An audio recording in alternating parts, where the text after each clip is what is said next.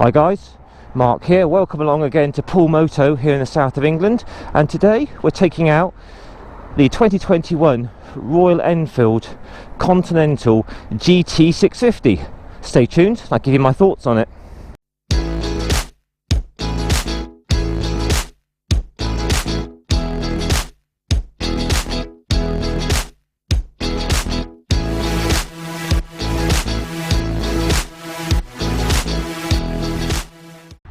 Well, welcome along today guys to review on the 2021 Royal Enfield Continental GT650. Let's have a look around it, shall we? So just first off, this is kindly loaned to me by the guys at Poole Moto here in Dorset, south of England. I'll put a link in the description down below. Let's run through the specifications then. These are coming in with the 648cc single overhead cam, parallel twin, 8 valve, and this has got the 270-degree crank on it, which gives it that lovely wonderful sound, almost like a V twin. Absolutely glorious. More of that later. They're air and oil cooled. These are A2 compatible, so you can ride this as a new rider. What a fantastic bike that is as a new rider to ride something like this. A2 compatible, 47 horsepower at a nice low 7,100 RPM. Torque is 52 Newton meters at a very low 4,000. Got a 12.5 litre fuel tank on these, and they're very economical, doing around about 70 miles per gallon UK, which is about 4.2 litres for 100 kilometres. Got a nice low seat height on this, 790 millimeters. Just have a look at me on the bike on the cutscene I'll put in for you. Bear in mind I'm 5'7", and more importantly with a 30-inch inside leg.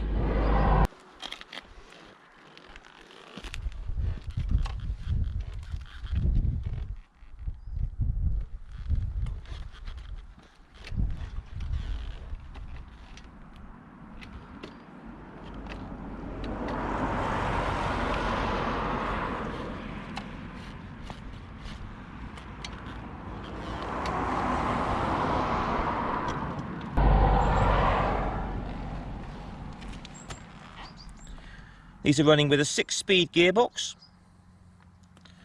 Must admit, I do love all the engine casing here. It looks absolutely fabulous. Build quality looks really good. Very, very solid, reliable bikes, these Royal Enfields. Tyres on these, we've got a 100 section on the front on an 18-inch spoked wheel, and these are running Seat tyres, Indian-made tyre, which are very good.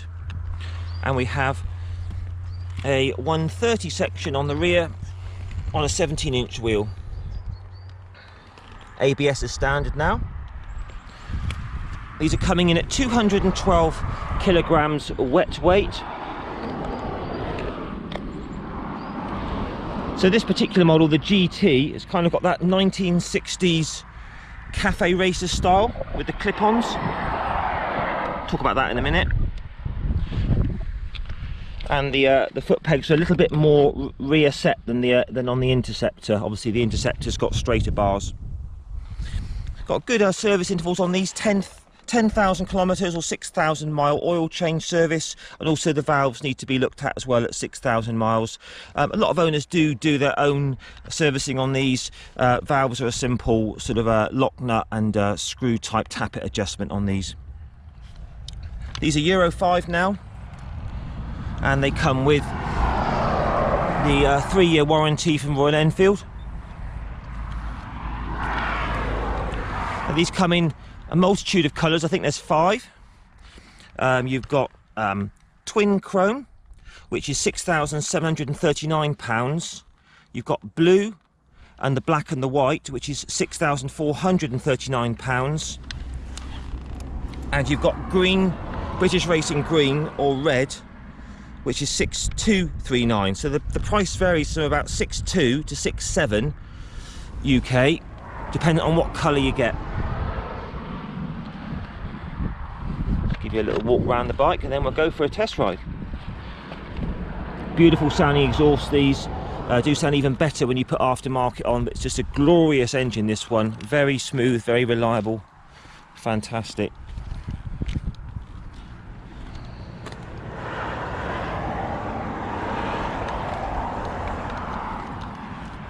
Okay guys, without further ado, let's take her for a test ride, shall we?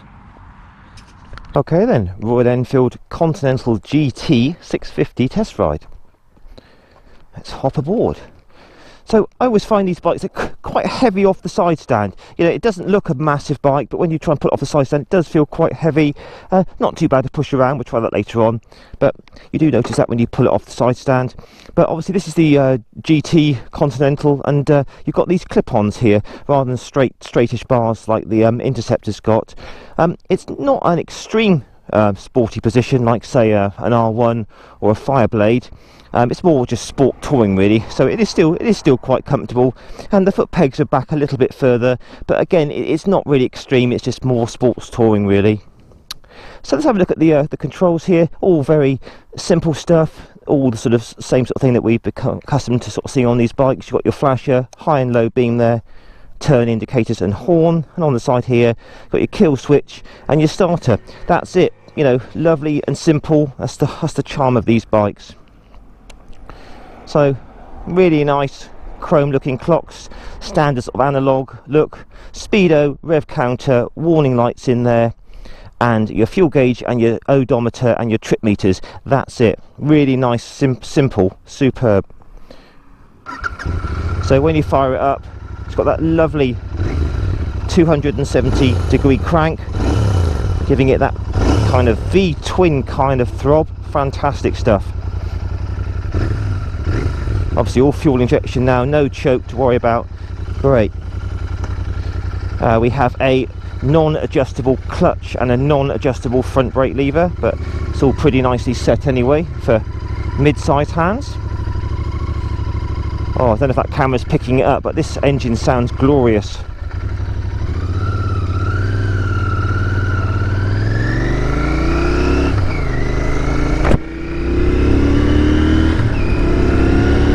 So as I said, this is kindly loaned to me by Poole Moto. Have a little look at their website. Lots of bikes, lots of demos now. So I did review the Interceptor a year or so ago. I'll put a link to that at the end. And this feels pretty similar, other than the slightly lean forward riding position, which is not really a bad thing. It kind of encourages you to be a bit more sporty with it around the corners, and it doesn't disappoint. The suspension feels really plush. It's really nice. It's your instant impressions. But the engine is just first class. It's so smooth, and it's just that mid-range between 3 and 5,000. It just sings along. It's so sweet.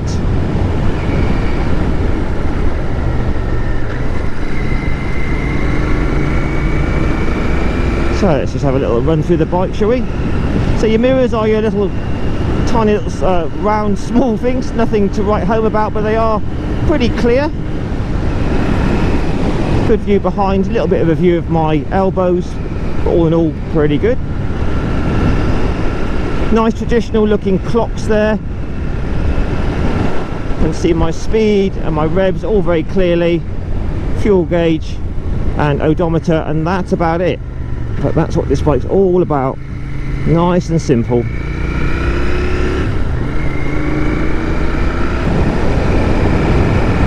So as I said earlier, yeah, this has got a slightly racy position on it.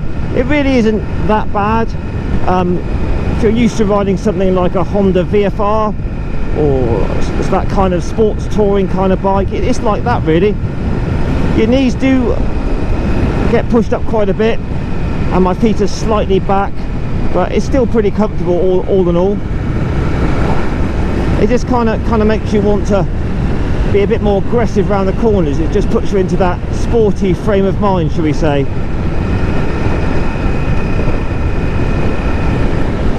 So at this sort of speed, throttle response, it's all very smooth. There's nothing snatchy about this engine whatsoever. It just absolutely It's mid-range, between 3, 4 and 5,000 is the sweet spot on this engine. No need for high revving whatsoever. We'll try the brakes in a while, but they all feel very strong. Got a single disc on the front. Just going down the gearbox now. Gearbox is really nice and positive. Clutch is very smooth with a very nice early take on the action. I like that. So we're just cruising along now at 60 top gear, and we're just doing just over 3,500 revs. So very, very relaxing, this engine. It just kind of lollops along with that really pleasant parallel twin 270 crank just booming away beneath you.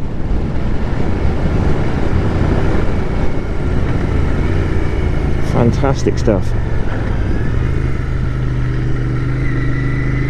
Right, let's see what it's like in town. 30 mile an hour limit. Check for smoothness of the engine, check for the fueling.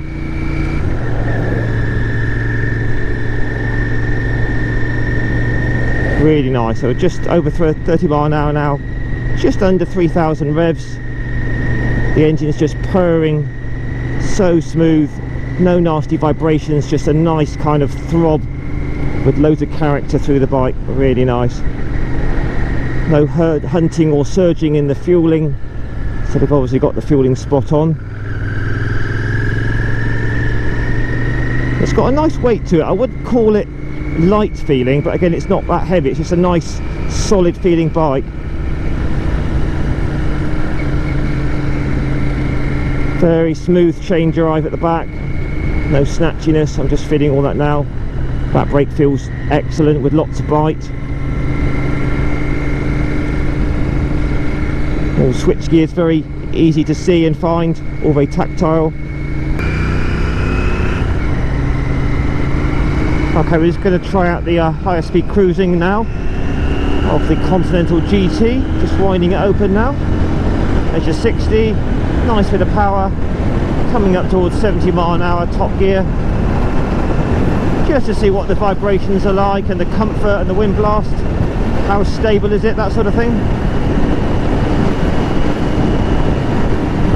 So we're just around about 70 now.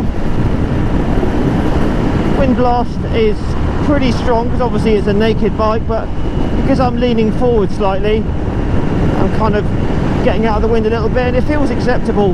Just a nice steady blast on my chest, nothing too bad whatsoever. We're doing 4,500 RPM, and there's no vibrations at all really which are intrusive. It's just a nice kind of throb from the engine through the bars and the pegs. I'll just drop it down a gear or two. So we're up to about 5,000 now, and still very, very smooth, lovely feeling engine. So no issues whatsoever with vibrations on this bike. Seat comfort, been on this about an hour, absolutely fine. You could easily do 2 or 3 hour stints on this before you take a break. Stability,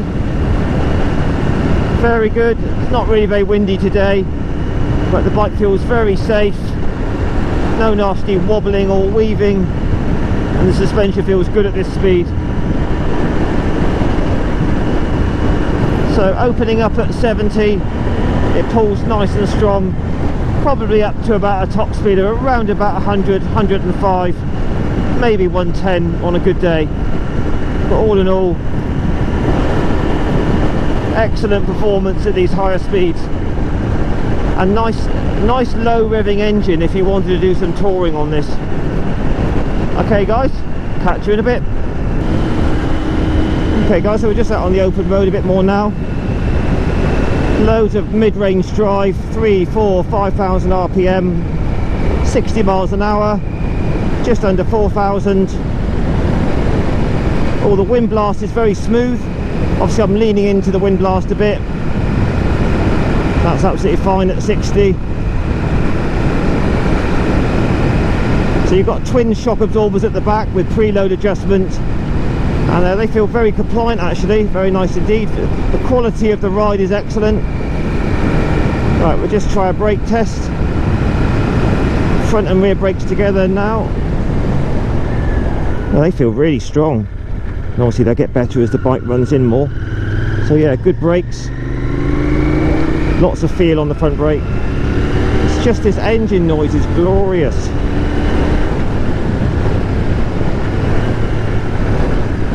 Let's just try some roll-on acceleration. 30 mile an hour, 3,000 revs, wide open throttle. Yeah, that's impressive. Really pulls nicely through the mid-range there. So if you're a new rider looking for an A2 bike and you want something that's got a nice classic look to it, this is definitely worth a look. You know, with the 650 obviously, as opposed to some of the 500 other manufacturers out there that produce A2s, this has got that lovely torquey engine which is absolutely glorious. Let's just try a bit of a top gear acceleration. 40 mile an hour top gear, wide open, 40, there's your 50, and there is your 60. So it's nice in top gear. You know, I could ride this sort of machine all day. There's a big bump just here, let's try that out. Here it is. Whoop. Yeah, not too bad at all. Suspension took it well. It just pulls so well.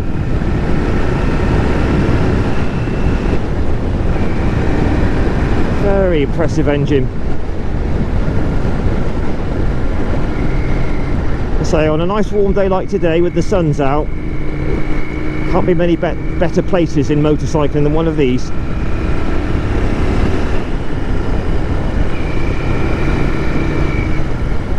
Flicks them side to side nicely.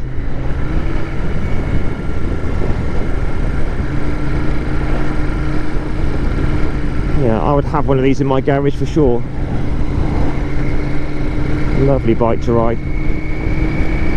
Right guys, we'll just wrap it up here now.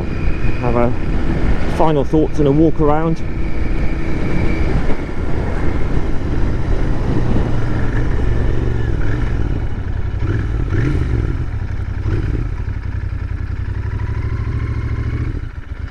Right, let's just see how she goes into neutral.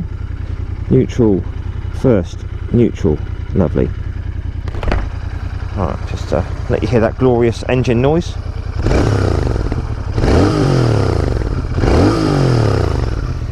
And that's with standard pipes. Imagine what that would sound with aftermarkets.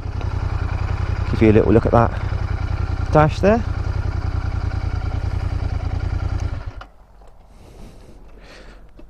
Oh, that's a bit awkward. They've put the side stand right underneath the foot peg, so you have to kind of get your foot around it a bit, but not too bad, you get used to that. No worries.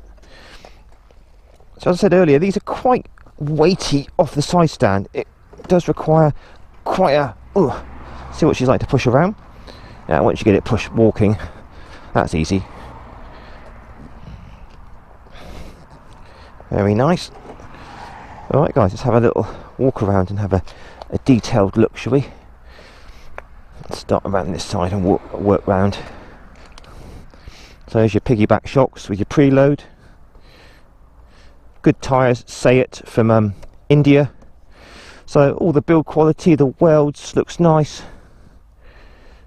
All the fittings, fixtures look nicely put together. Got your side panel there, that comes off with your key. There's a toolkit in there and your battery, that releases the seat, but unfortunately there's no storage whatsoever under the seat. That'll polish up lovely with some auto sol. Nice little convenient oil level window there. So air and oil cooled, very economical these engines, at least 70 to the gallon. Some owners get even more. Nice, you've got these fork gaiters protectors here, stop the forks getting pitted. So traditional bulbs in this, no LEDs, it's all simple stuff, but that's the charm of these bikes.